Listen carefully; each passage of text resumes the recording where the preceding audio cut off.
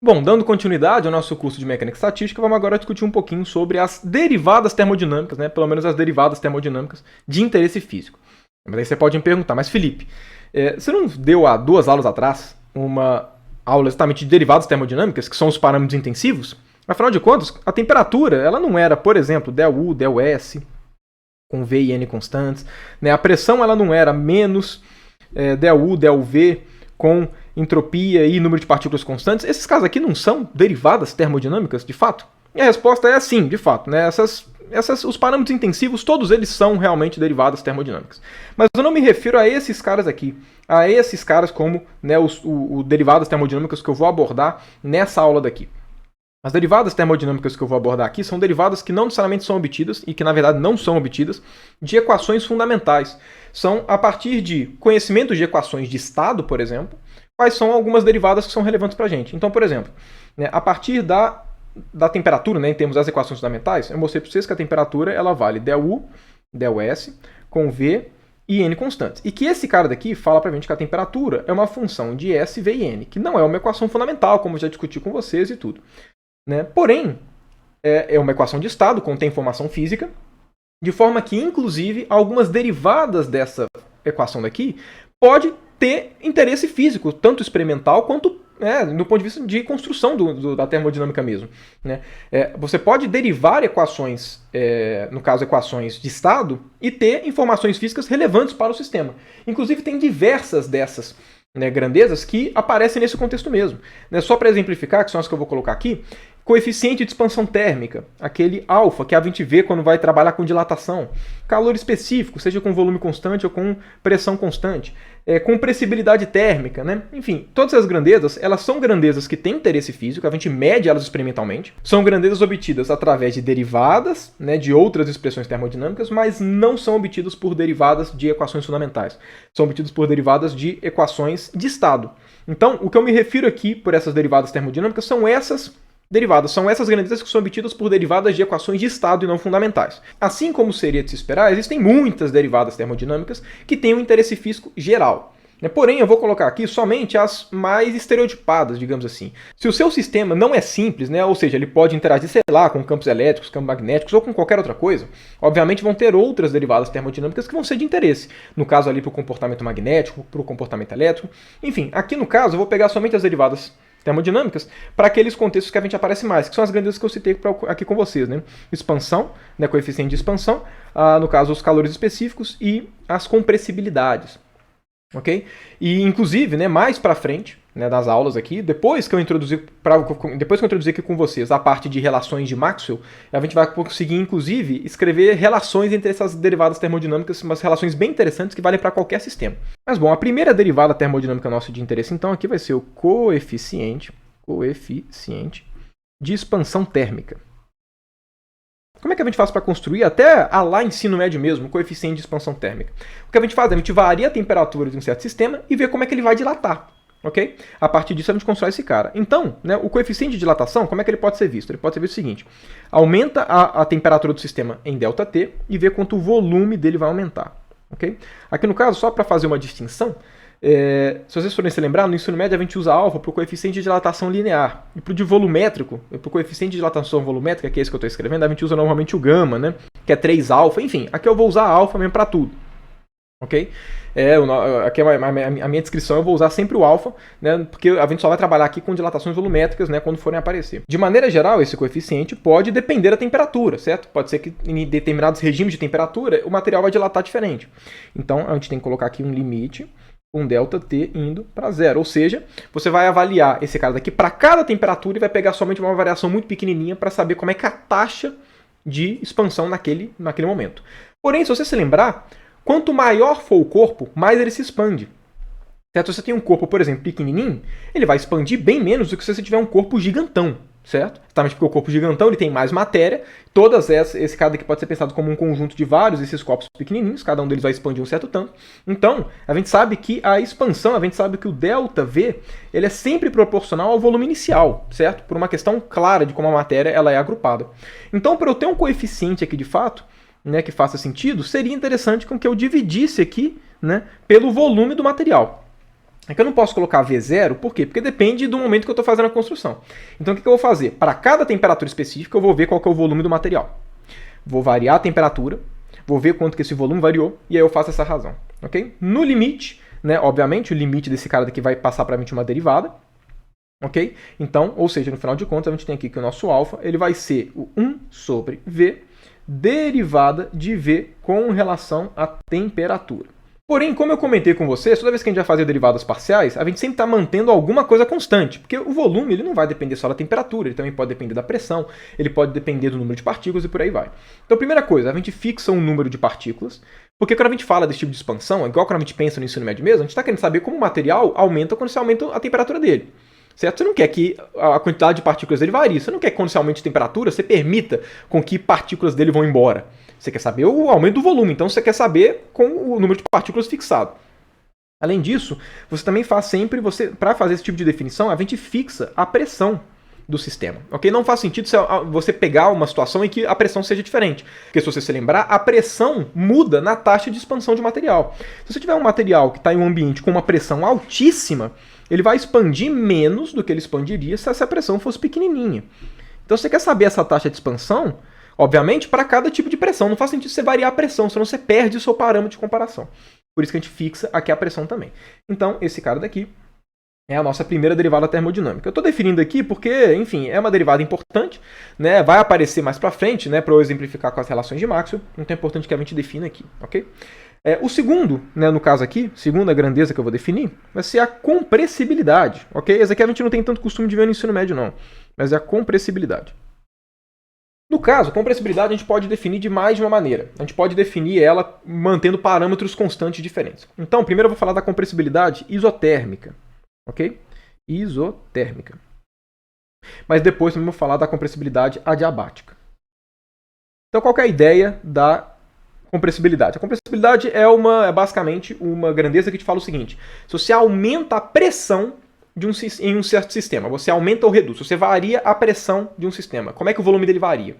Então perceba o seguinte, o coeficiente de expansão térmica, ele vê como o volume varia quando a gente varia a temperatura. Não estou variando a pressão.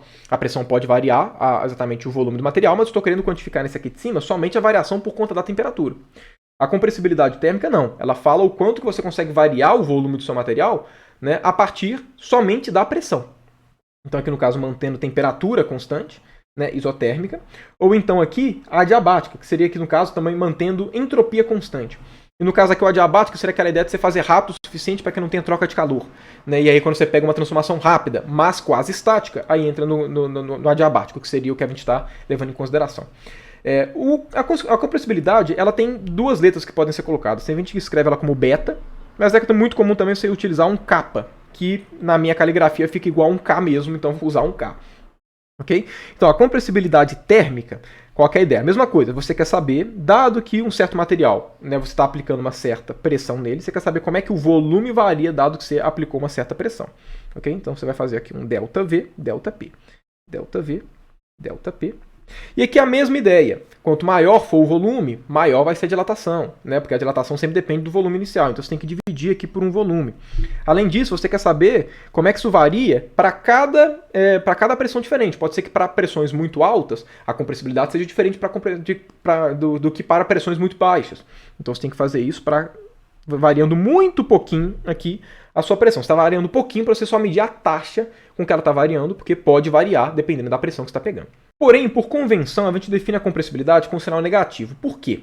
Só para poder manter o seguinte raciocínio. Imagina que você tem um material qualquer, um material macroscópico ali, uma barra de ferro. O que você espera? O que você espera é que quando você aumente a pressão, você reduza o volume. Então, nesse tipo de material, a compressibilidade, se você faz um ΔV sobre ΔP, isso vai dar negativo. Então, num ponto de vista intuitivo, o que a nossa intuição fala pra gente? Se eu aumento a pressão, eu reduzo o volume. Se eu diminuo a pressão, eu aumento o volume. É uma relação inversa. Né? Então, por isso que a gente coloca aqui esse sinal de menos. Só para que nesses materiais tradicionais, digamos assim, que quando você aumenta a pressão, eles reduzem o tamanho, a compressibilidade seja positiva. Okay? É só por conta disso. Agora, esse limite daqui, ele vai ser o quê? Esse limite daqui vai acabar fazendo com que a compressibilidade ela se transforme em uma derivada. Vai ficar menos 1 sobre V, derivada de V com relação à pressão. E lembrando, a gente sempre tem que manter alguma coisa constante. A compressibilidade isotérmica, você faz o quê? Você quer manter a temperatura constante. Evidentemente, você quer saber como é que a coisa está variando, mantendo a temperatura constante pelo próprio nome, isso já está evidente. Porque a gente também varia, a gente também coloca com o número de partículas. Por quê? Porque você quer saber como é que o material varia o seu volume sem que ele se despedace ou que ele incorpore matéria nele. Então você fixa o número de partículas. Se você quiser saber, né, qual que é a compressibilidade adiabática, o raciocínio é o mesmo, mesma construção. A única diferença é que a gente vai estar mantendo constante não a temperatura, mas sim a entropia. Porque mantendo a entropia constante para processos quase estáticos não tem troca de calor. Então você está fazendo pressões rápido o suficiente para que não haja troca de calor, mas devagar o suficiente para que cada estado seja um estado de equilíbrio. Okay? Então esses dois caras aqui vão ser as compressibilidades. A compressibilidade, especificamente, ela tem uma importância fundamental, porque, como eu vou mostrar para vocês nas próximas aulas, o fato da entropia ser máxima exatamente nas situações de equilíbrio, né, da entropia ser maximizada e não minimizada, faz com que você tenha uma condição de estabilidade que envolve a positividade do kT. Okay? Então, um dos motivos que eu estou definindo ele aqui agora é porque, além de ser uma derivada importante, né, no contexto físico, fala como é que os materiais se comportam dado pressões externas, ele também tem uma relação muito importante com a estabilidade da matéria no ponto de vista termodinâmico. Então, vamos aqui, né, para a nossa próxima derivada relevante para a gente, que é o calor específico. No caso, o calor específico tanto a volume constante quanto a pressão constante. Okay? Que são os dois que aparecem bastante na nossa descrição termodinâmica, né? Você já deve se lembrar talvez disso. Né? No ensino médio eu não sei se a gente vê tanto isso, mas pelo menos nos anos iniciais da graduação a gente sempre vê. Esses dois caras são muito importantes. Okay? Como é que a gente faz para definir o calor específico? Primeiro vamos definir o com volume constante, que depois é análogo, né, para a pressão constante, a gente só troca a grandeza que na hora da derivação vai estar sendo mantida constante. Como é que a gente faz o calor específico? Né, o calor específico, o que a gente faz a gente fornece uma quantidade de calor para o sistema e vê quanto é que ele vai aumentar de temperatura. Então, o calor específico ele te fala quanto que a sua temperatura varia, né, dado que você fornece uma quantidade de calor. Ou seja, a gente tem aqui o calor dividido por ΔT, né, no limite que o nosso ΔT vai para zero. Agora, você deve se lembrar, somente dessa forma daqui o que eu estou definindo é capacidade térmica. Se eu quero definir calor específico, eu tenho que definir dividindo por alguma característica que passe o tamanho do sistema. Né? A gente pode falar calor específico molar, calor específico por partícula, por volume, tem muitas possibilidades. O que é natural aqui para a gente, principalmente na física, é definir por partícula. Por quê? Se você tem um sistema que tem o dobro de partículas do outro, você vai precisar do dobro de calor para poder aumentar a mesma quantidade, né, da temperatura. Então a gente divide aqui pelo N, por quê? Porque exatamente o número de partículas faz uma diferença. E a gente coloca o limite ΔT tendendo a zero, por quê? Porque pode ser que a quantidade de calor que você tem que fornecer para o sistema, para que ele varie a temperatura, dependa da temperatura que ele está. Então você coloca esse limite para que você avalie isso para cada temperatura. Agora, na definição do calor específico aparece o calor, que a gente evita ao máximo possível, porque não é uma das grandezas, né, principais da termodinâmica. Mas a gente sabe que esse cara daqui tem relação com a entropia para processos quase estáticos. A gente sabe que se o processo for quase estático, eu posso substituir o Q por T ΔS. Ok? Aí vem a pergunta, eu posso fazer essa substituição aqui? Porque se eu pudesse, seria perfeito, né? Seria muito bom. A resposta é eu posso. Por quê? Porque eu sempre estou trabalhando no calor específico para um limite ΔT indo para zero. Para falar de calor específico, eu estou falando de variações infinitesimais de temperatura. E temperatura é uma das grandezas que só é definida em estado de equilíbrio. Então, na própria definição aqui, já está envolvido a ideia de que eu posso substituir. Porque eu estou falando que, na própria definição, que é possível pensar nesse cara fazendo variações infinitesimais e definir temperatura, que define estado de equilíbrio. Ok? Então, nessa definição daqui, eu posso chegar e colocar, né, T ΔS e aqui N, né, e o nosso ΔT. Então eu posso fazer isso nesse tipo de problema. A partir disso, o que a gente chega? A partir disso aqui a gente chega que o nosso calor específico, né, a volume constante, no caso calor específico por partícula a volume constante, esse caso aqui vai ser o quê? Vai ser igual a T dividido por N, derivada da entropia com relação à temperatura. E com relação à temperatura. Agora, quais grandezas que eu estou mantendo constante? Primeira delas, óbvio, volume, né, na própria definição. E a outra que eu estou mantendo constante é o número de partículas. Por que eu estou mantendo o número de partículas constante? Porque eu quero saber o calor específico de um sistema. Eu não quero que ele fique se degradando, eu não quero que ele perca ou acumule partículas, senão eu estou mudando o meu sistema. Então eu quero manter o número de partículas constante, né, exatamente para isso. Evidentemente, a definição do calor específico por partícula, né, a pressão constante, vai seguir a mesma construção. Qual que é a única diferença? A única diferença é que eu vou avaliar essa derivada com a pressão constante e, claro, aqui sempre com o número de partículas constante. Então, né, temos aqui a definição dos nossos calores específicos, ou seja, derivadas de equações de estado, não de equações fundamentais, né, ou seja, eles são menos fundamentais ainda, né, porque, ou seja, a gente precisa desses caras para poder montar as equações de estado, e a gente precisa das equações de estado para poder montar as equações fundamentais. Então, do ponto de vista de fundamental, eles são menos importantes, digamos assim, do ponto de vista de fundamental para a construção termodinâmica. Porém, essas grandezas daqui, essas derivadas termodinâmicas, calor específico, compressibilidade e exatamente o coeficiente de expansão, eles são muito importantes porque eles são coisas que a gente mede diretamente no laboratório. Então eles têm um apelo muito grande, a gente consegue obter muita informação medindo esses caras direto no laboratório. Eles são muito mais fáceis de medir do que, por exemplo, entropia. Como é que você mede entropia? Não é muito claro como é que a gente mede entropia, não é uma coisa simples, entende? Em compensação, medir esses caras é muito mais simples. Você fornece energia, vê quanto é que a temperatura aumentou. Então esses caras aqui têm uma importância fundamental, por quê? Porque eles se relacionam com a entropia, mas eles são muito mais fáceis de trabalhar com esses caras, né? Inclusive, o fato de que existem grandezas que são muito mais fáceis de você trabalhar do que essas grandezas daqui que constroem a termodinâmica, isso vai inclusive motivar para a gente futuramente a descrição termodinâmica por outras representações, como por exemplo as energias livres, né? Porque, por exemplo, é muito mais prático, inclusive, trabalhar com temperatura do que com entropia. É muito mais prático trabalhar com pressão do que volume, são coisas que a gente mensura muito melhor. Então, isso tudo vai acabar motivando, né, futuramente, a tentativa de descrever a termodinâmica por outras representações, por representações que sejam muito mais condizentes para cada sistema, em que medir alguma coisa seja mais fácil. Mas enfim, era isso que eu tinha preparado para a aula de hoje, né? Vou encerrar ela aqui. E é extremamente importante que vocês tenham em mente a definição de compressibilidade, principalmente a compressibilidade térmica, e também a definição aqui, né, dos calores específicos, ok? Por quê? Porque eles vão aparecer, esses caras aqui vão aparecer necessariamente quando eu for falar a respeito das condições de estabilidade da matéria, né? Quando a gente leva em conta que a entropia tem que ser máxima. O fato da entropia ser máxima e não mínima faz com que essas grandezas daqui, né, elas não necessariamente possam ter qualquer valor. Isso gera restrições quanto a elas, mas isso aqui eu vou mostrar para vocês nas próximas aulas.